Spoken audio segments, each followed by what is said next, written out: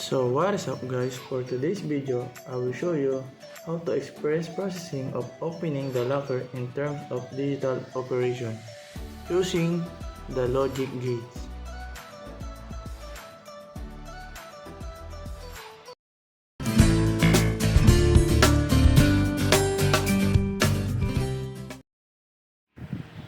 So yun nga no, makikita natin dito yung gawa kong passcode. Ito yung passcode sa digital, which is ito yung numbering 60401. Tapos ito naman yung sa passcode ng analog, yung pinipihit.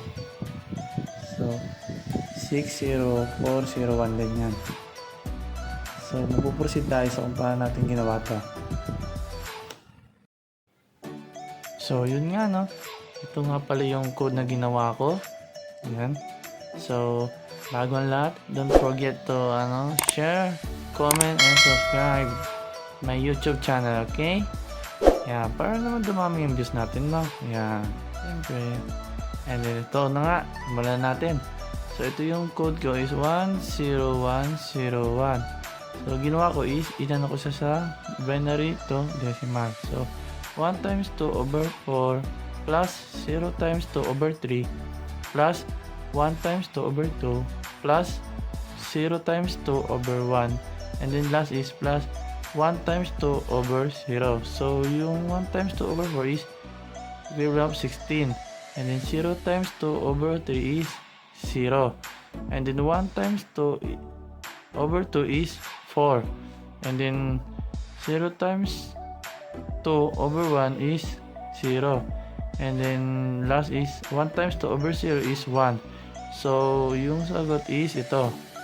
Ngayon 16 plus 4 plus 1 is equivalent of 21. So ito yung decimal nya, 21 na. So ito yung ito yung ginawa kong code, 160401. So ang ginawa ko is inalis ko na lang tong 1 para maging 60401. So ito na yun, no?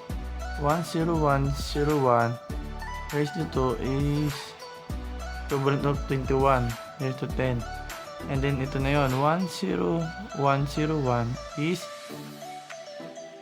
equivalent of 160401. So alis na to.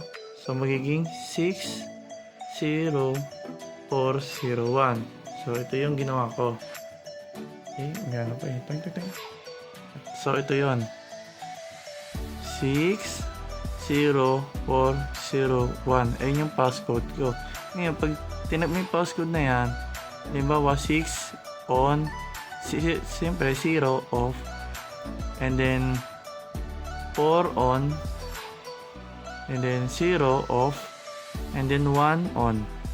So mangyayari is mag-on tong CK unlock, mag-unlock na siya. So ito yung processing digital operation. And so yan lang. Thank you.